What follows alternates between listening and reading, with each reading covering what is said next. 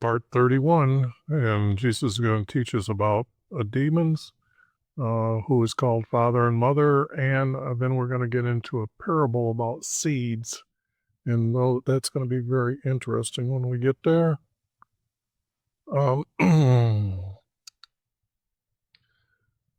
So this text here is not true because I just got done explaining about Jonah not being truthful, and Jesus was never buried for 3 days, so we don't have Jesus liar. But to notice the word something greater than Jonah is here. Now, I spoke about that before, and that is that Jesus doesn't define who something is, but now we have verses. It was something greater than the temple is here. And Jesus wouldn't refer to a temple because that's where you keep a false idol. But the object is Jesus again is using this, behold, something is greater than Jonah. And then the next word is, behold, something greater than Solomon. Now, when it says, when the queen of the south will rise up, this generation, this is just false. We know that Jesus is going to tell them that the disciples are going to rule over or judge those Israel's descendants. And so Jesus is then our judge over everyone else. So those verses are coming out. Now that Jesus is going to do some explaining here on what demons do. But we can't have the word unclean spirit. What does that mean? Well, it means a demon anyway, so let's just use the word demon. For we know that we have angels as beings, so we can't have unclean and unclean spirits. So we need to get rid of the words unclean spirit and just say demon. And it says when it goes out, when it leaves from man, it passes through a waterless place, not places, but place, and seeking rest. Now, why is this waterless place and not places? I'm referring this to the abyss. Passes through to a waterless place, which means there's nothing out in the abyss. And I'm not too familiar with understanding about demons, so I don't want to just change words. This is my understanding that of what Jesus had truly said, and not with all their extra editing in the verse or to his words. So I need to leave the words waterless place, seeking rest. But it does not find rest, meaning in the abyss, in those around, there's going to be gatherings of groups of people, even by different nationalities, or groups of people like people. Example, before Jesus walked on earth, and then when he ascended into heaven, that was where the first time that those that were onto our Creator could enter into heaven. So they were in the abyss too. So there would have been an area that had those that believed in our Creator down there. So I'm just saying that there's different groupings of people down there, but they went into this waterless place seeking rest, but did not find rest. And then Jesus is saying they will return to that body, not that house, but to that body.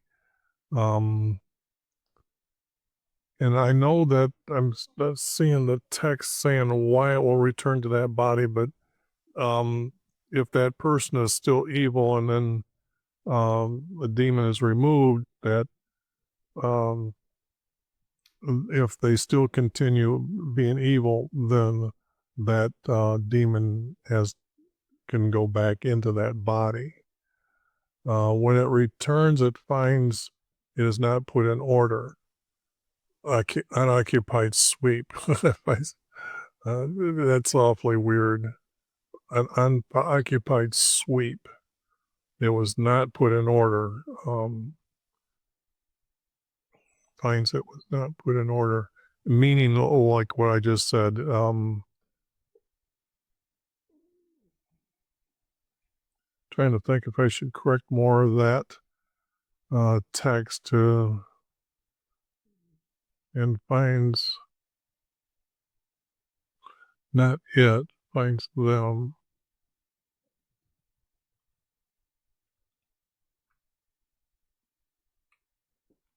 So that used to be there. This name's finds them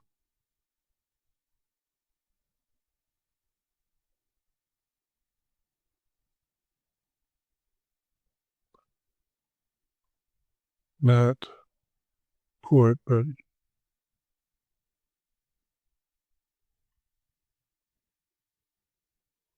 well, finds them, not finds them not put in order. And I was just describing it as not obeying our Creator,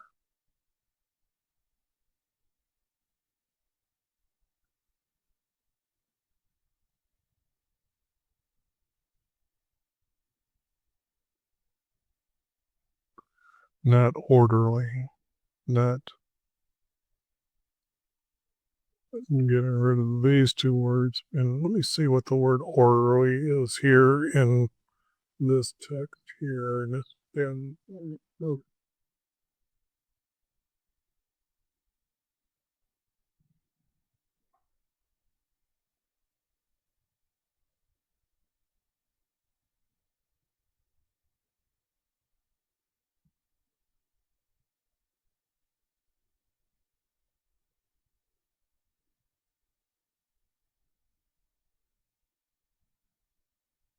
well, let's see what they got here.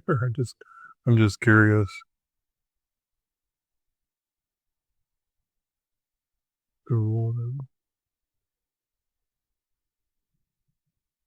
Wow, that's what I'm looking for. Not devoted to our Creator.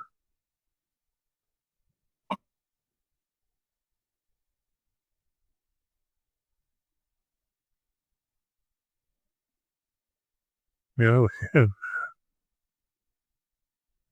this is going on the. Wow. No, you got to see here is these two Hebrew words are used together. This one here is the same as this one.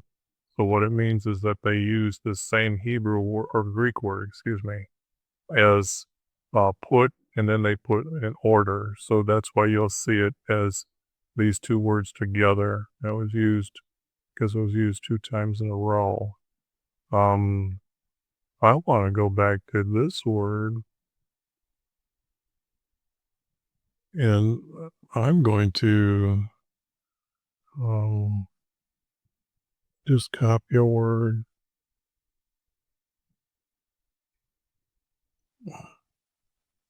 and put, what was it, devoted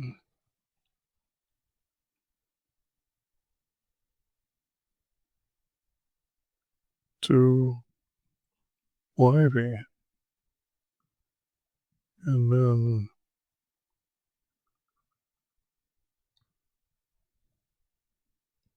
all this has to be added. This is out, and this is out. So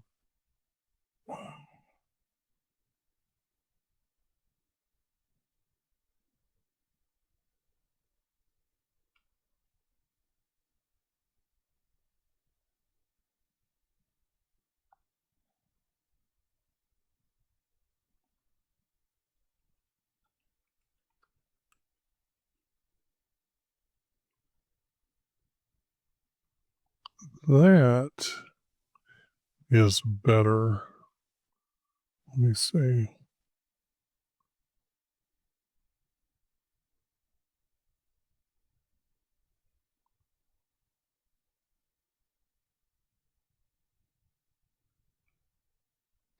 Yep.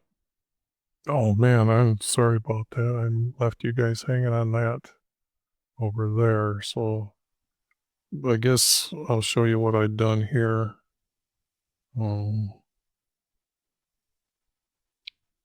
What I did was up here, I went and changed the word occupied and devoted to YV, and then I'm not using this here anymore.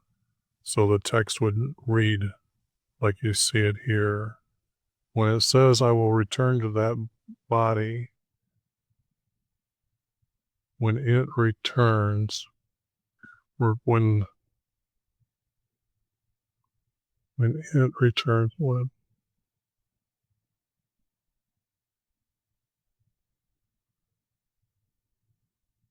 I guess I have to put in the words demon because I don't like using the word it.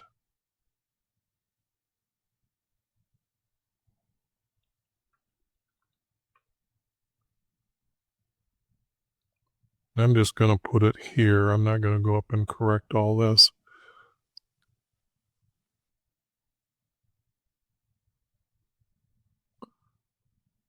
I'm just going to copy and paste this.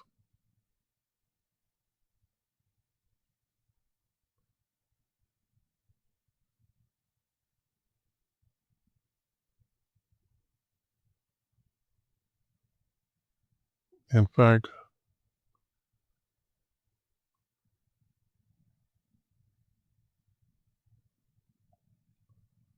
I'm going to change this to will.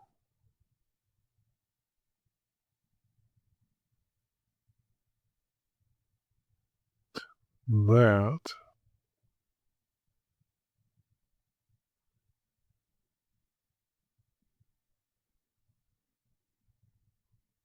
goes here.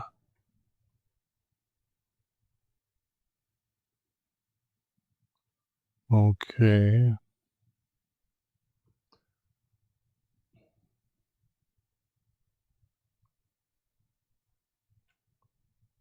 Then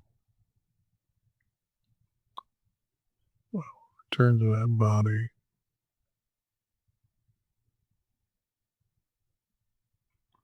And when the demon returns,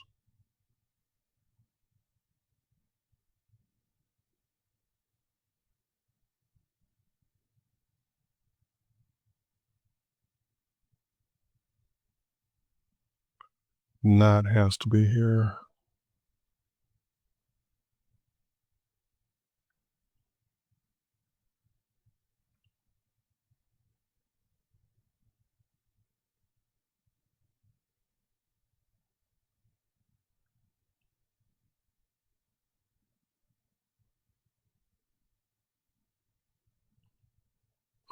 Needs to be added here.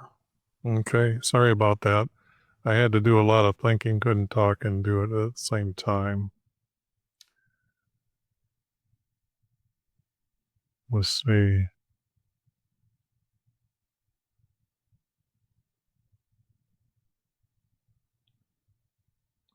This has to be then.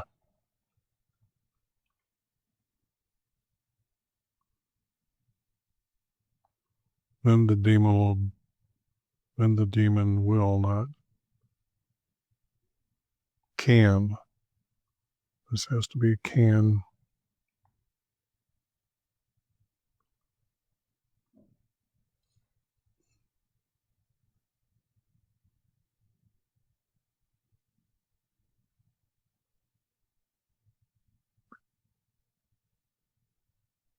Seven other. See, now it's just other spirits, and they were unclean spirits up here, but they're now demons again. They go there to live. No, Jesus was talking about rest, so you have to have the word rest, not live there, but rest there. Um,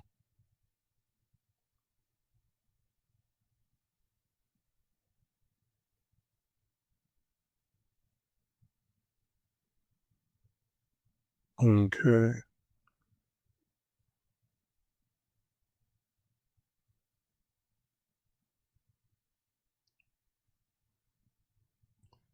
In other words, this uh, when it comes down to what Jesus is speaking to here, I'm going to go over all this when I go into the text. Maybe I should cut out explaining a lot of this, but this is the evil generation will not find rest in the abyss. Okay. Um, and that'll be here for this text. Now, Jesus says, while he was teaching, he wasn't just speaking, he was teaching when he's talking to the multitudes or crowd. While he was teaching, his, and I added his father and mother, not just his mother. There's no text saying Jesus is or Joseph has died. And a woman wouldn't be traveling by herself. You got to remember, this is not like when they first came out of the Sinai, that everybody was truthful to our Creator and didn't harm any people, where everybody could just trust everybody and not to do wrong against each other. This is more or less already the Romans are ruling over them. They're putting um, temples up from other religions, that type of thing in the area. So I'm saying I'm adding Joseph here. Um,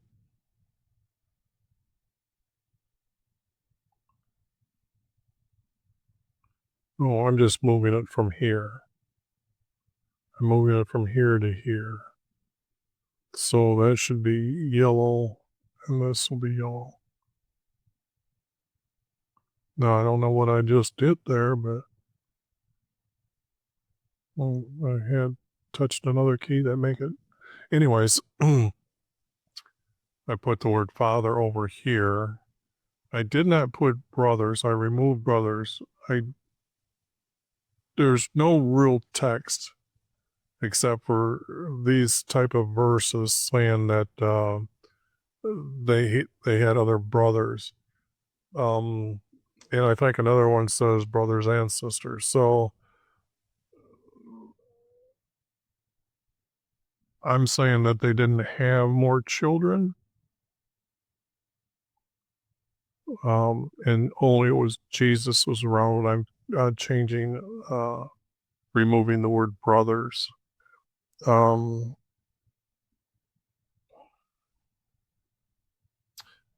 yes, I just want to make sure that you understood that. Yes, I'm removing brothers and sisters from the text, and no descendants after Jesus. Um, Here they were standing outside. Well, this means that they were been inside, so there couldn't have been a multitude. So this word outside was not really being truthful, but they were seeking to talk with him. So someone shouted, not just said, he was talking to a multitude. So somebody yelled, "Your father and mother are seeking to talk with you." So now you know that the crowd was awfully dense with people. But yes, I removed his brothers and sisters. Now, when but Jesus asked them, he didn't answer them, he's asking them a question. Who? Okay.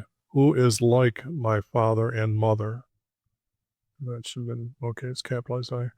And who is my brothers? Like I said, I'm removing the brothers out of it. So Jesus asked him, who is like my father and mother? Then he pointed towards his disciples. God stretched out his hand, but then he pointed towards his disciples and said, "Behold my brothers." This is Jesus telling them that those that are following Jesus are his brothers.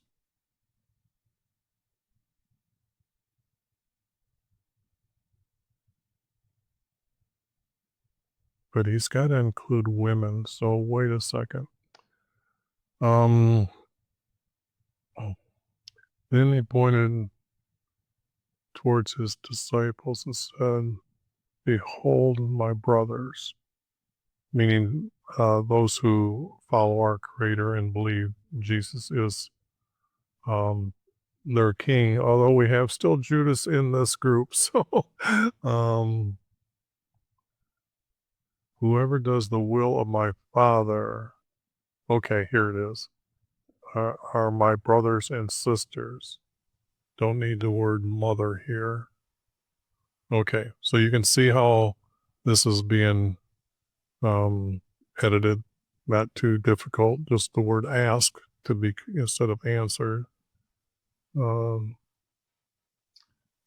father and mother, because that's come from the last verse. Needed to add that there. And he's referring to the disciples, and then he tells them why. Of the will of our Father, the will of our Father, are my brothers and sisters. Okay, now Jesus is, he was someplace, and all of a sudden, uh, Jesus went out of the house and was studying. Okay, now if Jesus went out of the house, if the text would have reflected house here,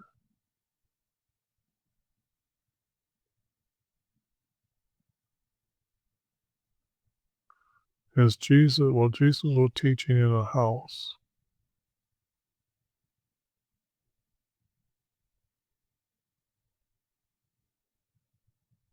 And it would be a house where it would be very large because he was invited in. Zacharias invited him in, and so these people would have had wealth to be able to serve many people. Well, he was teaching in a house.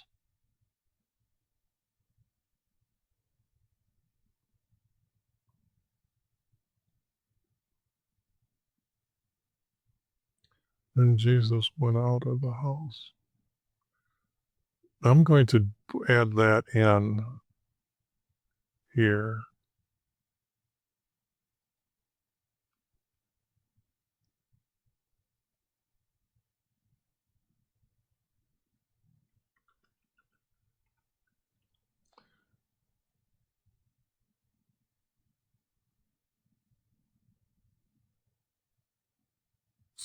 Um,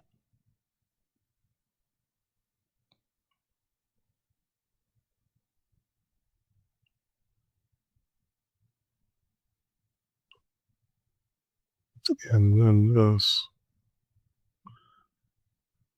because when it comes to figuring out the location where he's at, that'll be very important to keep the teachings, what he was teaching and where he was teaching. And there's going to be many different, after the four gospels or four books are divided by subject and placed together as subjects to make one book, this will be very helpful in keeping with a teaching that's in a house. And it also gives rise to why they couldn't just walk up to him. And then somebody needed to tell him probably from the outside of the house. I'm trying to always get a visual when I'm doing this. So it was very unique to see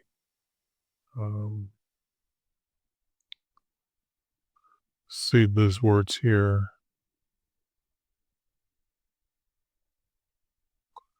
So this needs to be brought back in.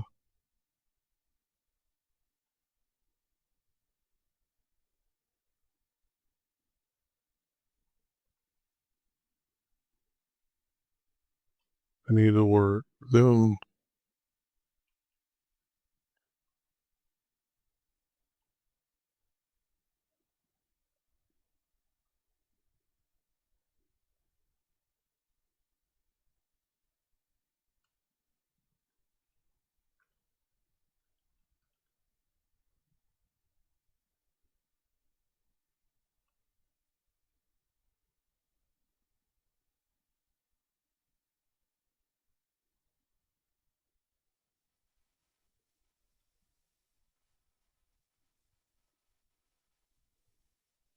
Sorry, dead air, but that's then.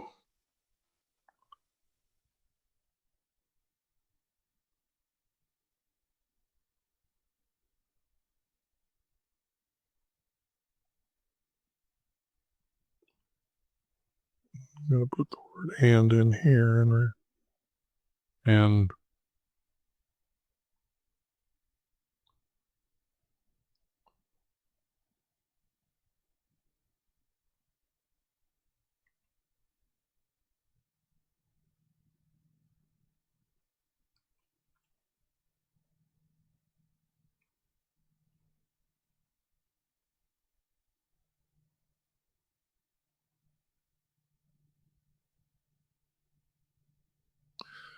he was not sitting, he was standing, and Jesus stood.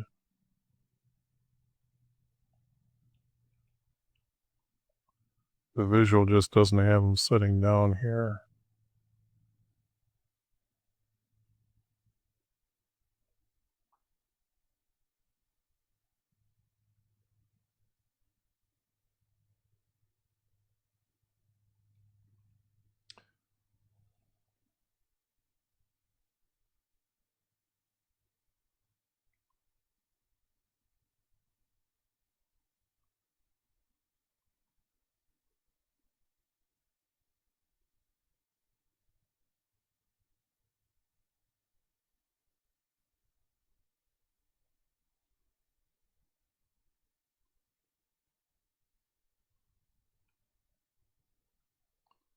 Yeah, this is going to be another long video, sorry. But I'm getting it to be as truthful as possible. And that is the key. The key to everything, to teach Jesus correctly. Then Jesus went out from the house and stood by Lake Galilee. Not by the sea, it was a lake. They're talking about the Mediterranean Sea. No. Yeah, this was by Lake Galilee. Okay, I'm just thinking, can it be by the Mediterranean? And I remember the other parables from above that this is going to go along with. Example, like he went out from the house. This could have been when he went in and healed Peter's mother-in-law. And then the crowd would have came in. Okay. Anyways, and as the crowd gathered, he got into a boat, sat down, and sat. And the crowd sat on the shore. Yeah, it's not the beach because when they sat on the shoreline, they weren't standing. They had to sit because he was going to talk for a while. You don't stand that long. When Jesus got into the boat and sat down, not everyone would have seen him, so they had to be sitting. They sat down. The crowd would have sat on the shore. Okay. Just so you understand how I'm thinking, why those words are corrected. Then he taught with parables. So here the word parables means that he's going to give more than one. But this is going to be the first one. And he's just going to start out, a sower went out to sow his seeds. Now I added the word seeds here because a sower went out to sow. Then you'd have to know that he's spreading seeds. So I'm just adding that there.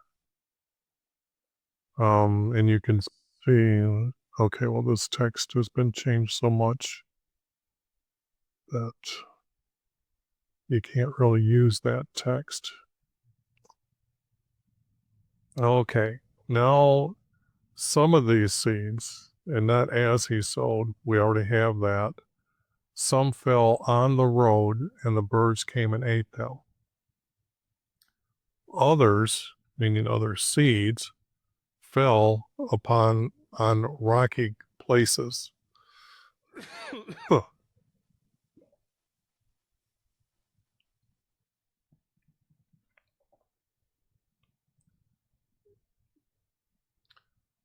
On rocky land.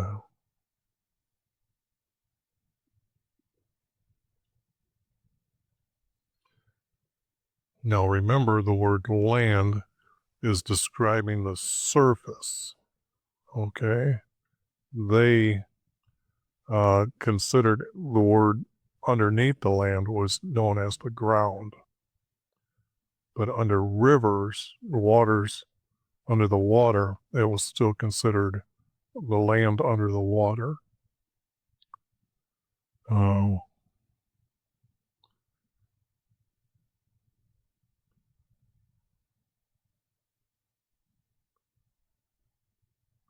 Yeah, don't need any of this here because that's rocky places is describing rocky land, not have much soil.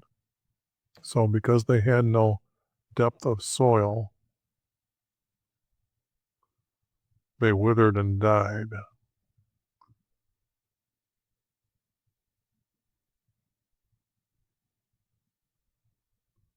It's not soil, it's going to be ground.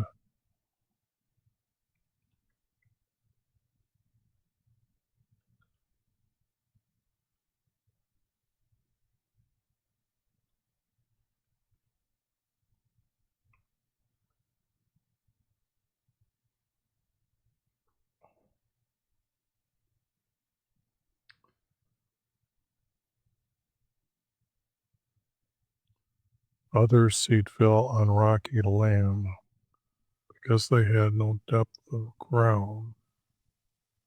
They withered and died. Yes, because I was thinking if there's soil there, then they can grow. The plants just grow all over the place. So these two, this one needs to be brought and corrected.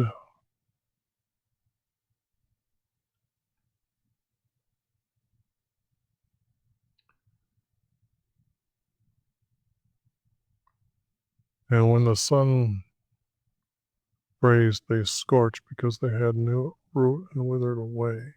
Okay, yeah, because I was just thinking that's a double, so that this is going to be removed because we already know from here they died. Okay, so that would be double.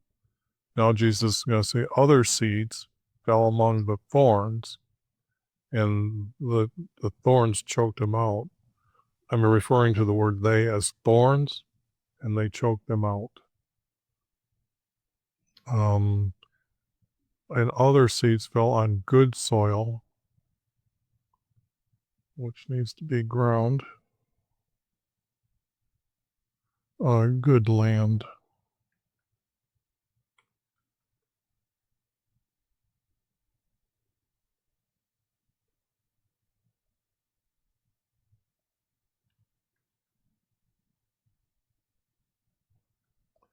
And yield a crop.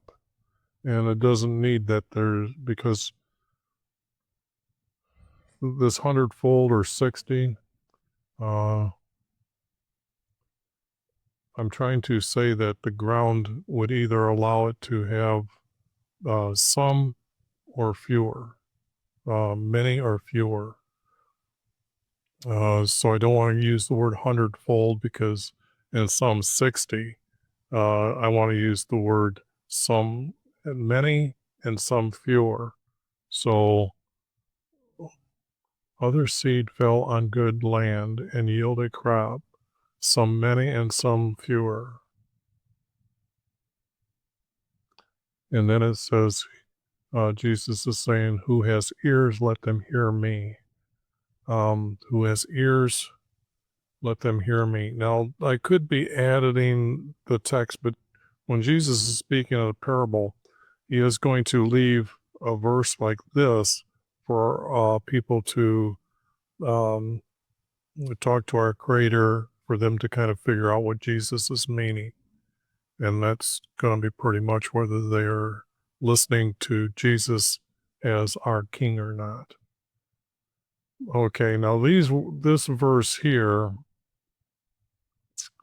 um, it's like these verses have to go someplace else, because the text down here is going to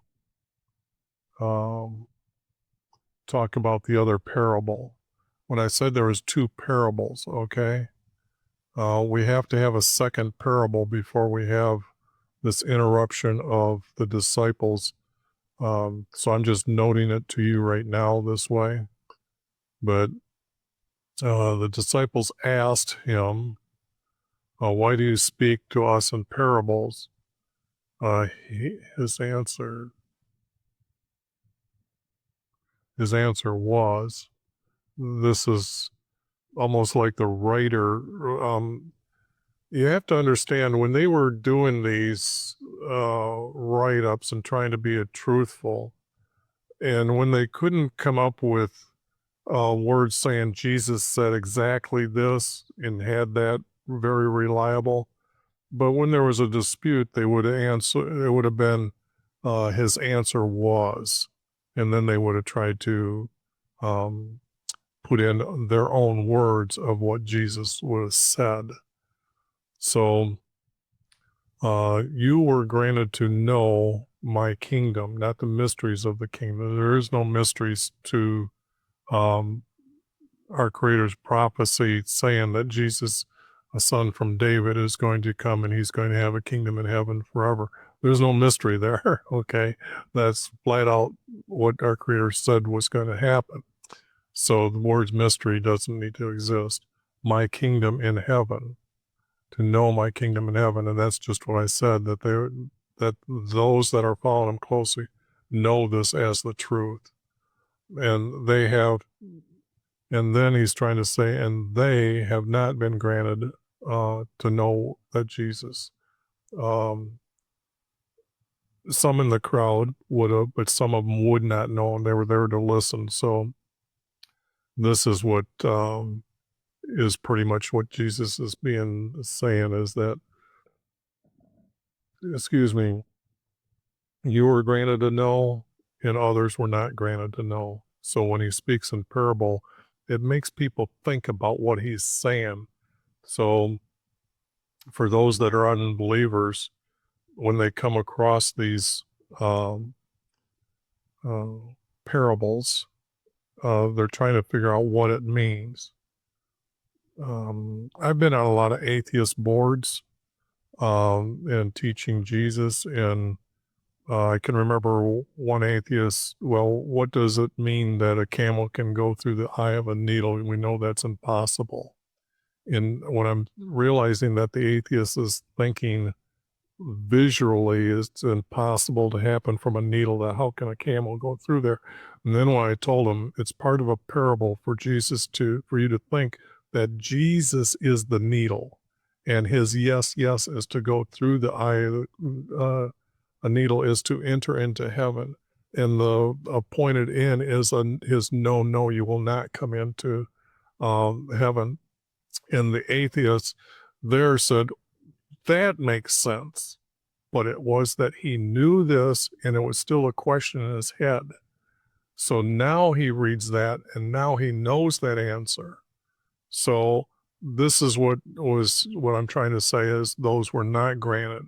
they still have that in their head from what he said, and then to help people out to realize what the answer is. Then that conversation was sparked in now you can understand that what he said is relating to what he said. And the atheist was pretty honest and saying, okay, well, that makes sense. So, but he understood that it was like a puzzle to figure out.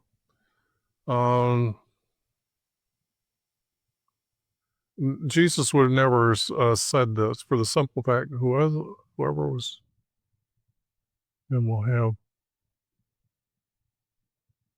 I can't, let me get the other text out. This would have been what? Oops, no. I'm on 13:12.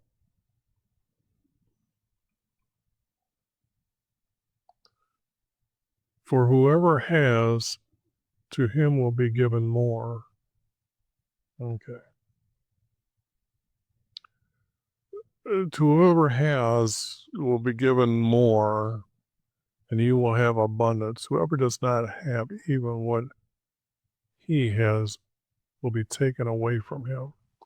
This makes no really sense. There's not much of a teaching. This verse is just stuck out in the middle. Let's see, how can this be related to this? See, it would have to be whoever knows will be given more and will have abundance of knowledge of Jesus. Whoever does not have what he has will be taken away from him. No, because our Creator is allowing people to repent. And there is a time limit on repenting. That parable will come up, and I'll explain that 1/12 of your life you must be unto our Creator according to the parable to enter into heaven. So, this wouldn't be true. This can't be really truthful as what is an. They don't describe what he doesn't describe what is an abundance. I would have to change this to mean what I want it to mean. And what I don't want to do is do that. And so I'm removing this because I think I babbled through this a little bit to saying that the reward would be about Jesus. And once you start learning about Jesus, you'll have more knowledge of Jesus, and who does not ever even what he has. And that knowledge still would grow for them. Example, one who does not believe could study chemistry and learn. So that would be an abundance of knowledge, because I'd have to refer to the knowledge of Jesus here. It will be taken away from him is not really true. So that's going to be the end of this video. And like I said, this has got to be separated later because the text that's coming up, we're going to go back to the second parable. So